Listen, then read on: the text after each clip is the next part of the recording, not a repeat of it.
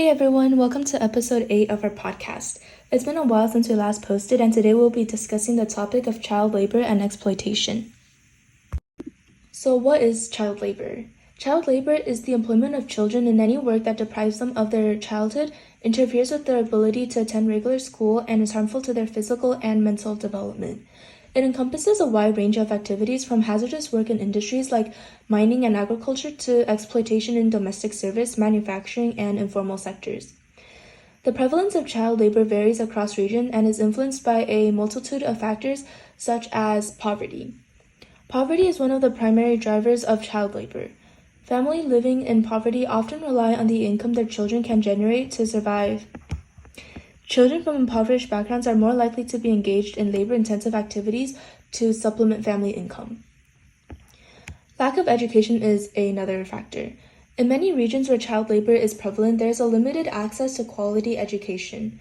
Families may prioritize immediate financial needs over long-term investments in education. Without access to schooling, children are more vulnerable to exploitation in the labor market.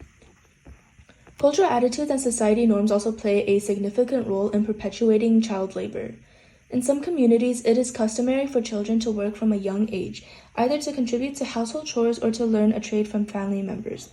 These cultural practices can normalize child labor and make it challenging to eradicate. And in some areas where legal protections for children are weak or poorly enforced, employers may exploit child labor with impunity. Lack of regulation and oversight allows businesses to employ children in hazardous conditions or pay them below minimum wage without facing consequences. Child labor is often intertwined with global economic systems, particularly in industries such as agriculture, manufacturing, and mining. Demand for cheap labor in global supply chains can drive employers to exploit vulnerable populations, including children, to cut costs and maximize profits. Child labor rates tend to be higher in regions affected by conflict, displacement, or natural disasters.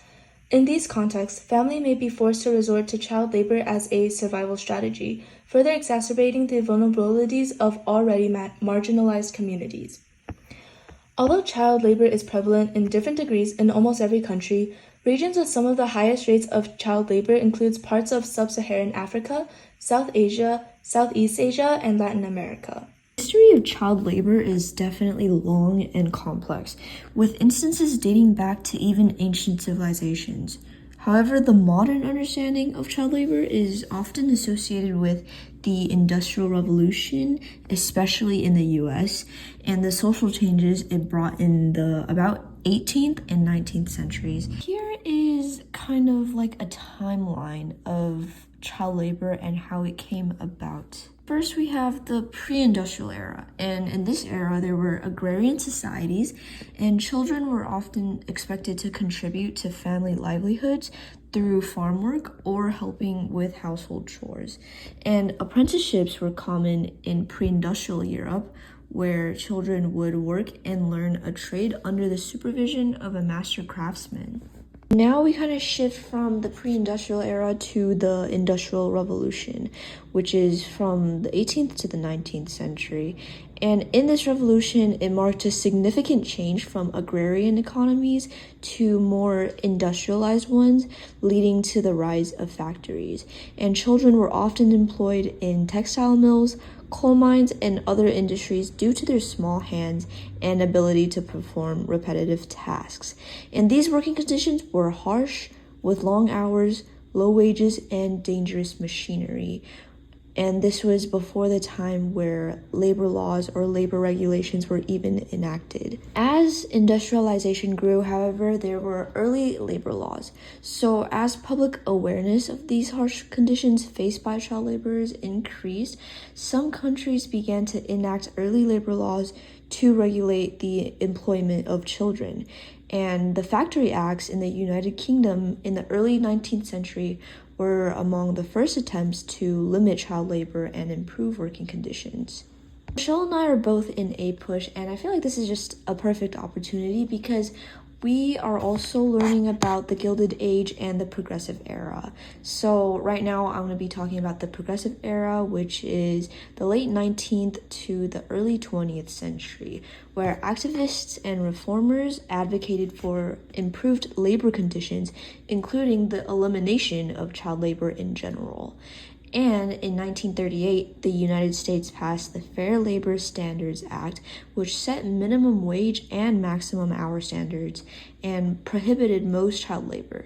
In more international terms, the International Labor Organization, that was established in 1919, has been a key international agency working to eliminate child labor globally. And the United Nations Conventions on the Rights of the Child, adopted in 1989, emphasizes the right to protection from economic exploitations and hazardous work. Amounts of reform also comes setbacks, which despite significant progress, child labor still remains a global issue in many parts of the world, particularly in developing countries. So poverty, lack of education, and weak enforcement of labor laws in general contribute to the persistence of child labor. Several brands have faced controversy due to their association with child labor and exploitation in their supply chains. Some examples include Nike. Nike has faced criticism for alleged child labor practices in its factories, particularly in countries like Vietnam, where children have been reported to work in hazardous conditions to produce Nike products. H&M has also been accused of sourcing materials from factories that exploit child labor, particularly in countries like Bangladesh and Cambodia, where children are employed in garment factory producing H&M clothing. Apple has also come under scrutiny for their use of child labor in its supply chain, particularly in factories in China where underage workers have been found to work long hours assembling Apple products like iPhones and iPads. Nestle has faced allegations of child labor in its cocoa supply chain, particularly in West Africa countries like the Ivory Coast and Ghana, where children are reportedly engaged in hazardous work on cocoa farms that supply Nestle. Forever 21, similarly to H&M, has faced allegations of child labor and exploitative working conditions in its supply chain, particularly in countries like China and India, where subcontracted factories produce 21 clothing. These are just a few out of the many brands that utilize child labor. Child labor has numerous detrimental consequences affecting the physical, emotional, and social well-being of children.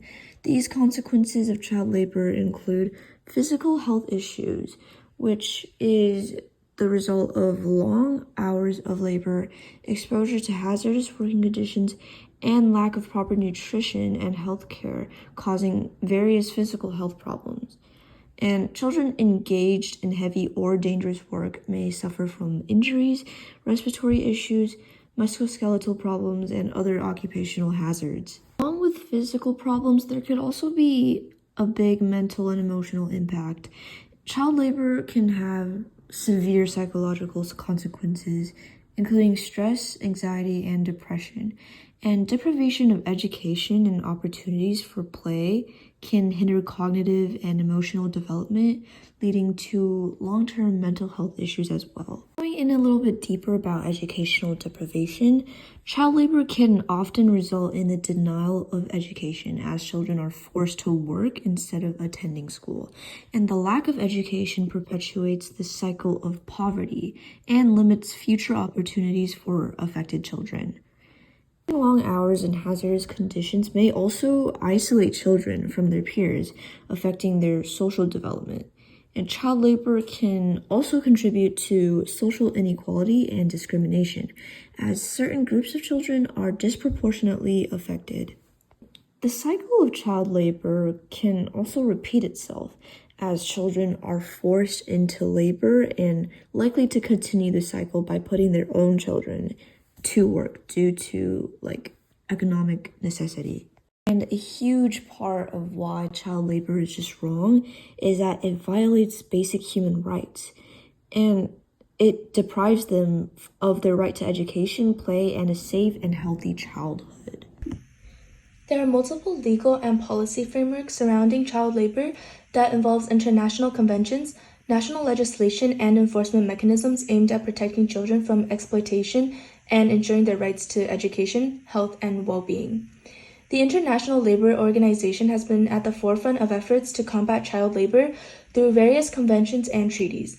The two primary instruments addressing child labor are the ILO Minimum Age Convention, number 138, which sets the minimum age for admission to employment and establishes requirements for the protection of young workers.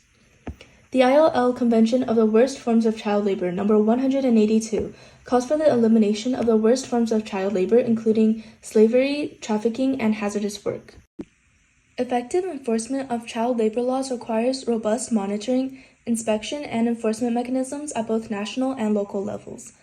Governments often establish labor inspectorates tasked with conducting inspections of workplaces to ensure compliance with child labor laws. Additionally, collaboration with law enforcement agencies, civil society organizations, and international bodies can strengthen enforcement efforts and facilitate the prosecution of offenders. In addition to legal measures, addressing child labor often involves complementary strategies focused on education and social protection. Governments may implement policies to expand access to quality education, provide financial support to vulnerable families, and offer alternative livelihood opportunities to reduce reliance on child labor. Addressing child labor requires coordinated efforts at the international level, involving governments, international organizations, civil society, and the private sector. International cooperation can facilitate knowledge sharing, capacity building, and resource mobilization to support national efforts to combat child labor and promote child rights. Overall, the legal and policy framework surrounding child labor is designed to protect children from exploitation, promote their rights, and create an enabling environment for their holistic development. Addressing child labor requires a multifaceted approach that involves various stakeholders, including governments, international organizations, businesses, and most of all, communities. To combat child labor could be enforcement of laws in general, and the strengthen and enforcement of these existing laws and regulations related to child labor. These implementations of penalties for employers who engage in child labor practices as well. Another possible reform to consider could be access to quality education. And by making it accessible for all children, it can improve and expand access to education and provide incentives for families to send their children to school rather than work. A big solution could just be poverty alleviation, where implement programs and policies address the root cause of child labor, such as poverty.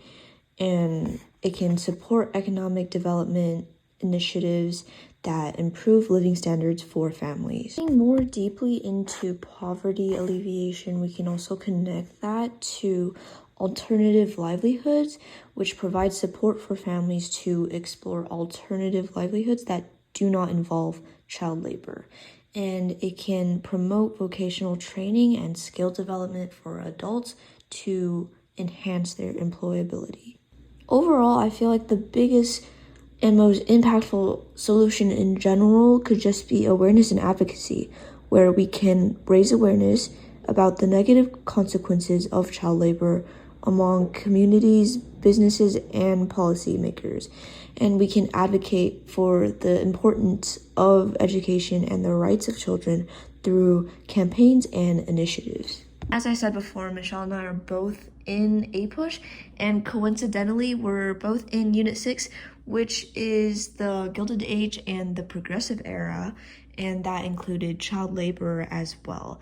And I just feel like overall, the industrialization of America caused a lot of new opportunities as well as corruption, including like political machines, etc., that exploited laborers and left the lower class no choice but to send their children to work. It's really interesting to me how the economics, the politics, the industrialization of America all come together to kind of also connect to child labor in a way. This is just a personal opinion, but I feel like with these new innovations, these new advancements, these new reforms, it also comes at the expense of someone else and also draws a bit of setbacks. So like the saying, you win some, you lose some. And I feel like child labor is something that we really shouldn't take seriously, and it's still existing today. Like, it's not just happening in history books where we learned about the progressive era or industrialization of America. It is still happening now, like Michelle said, with Shein, with these mass production brands. The big lesson that I feel like we can take away from this episode is that things aren't really what they seem on the outside. Like, we have these amazing companies like Shein where you can get stuff for cheap, but in reality, they're using child labor, and I feel like we just have to be educated on these topics as well as advocate for them.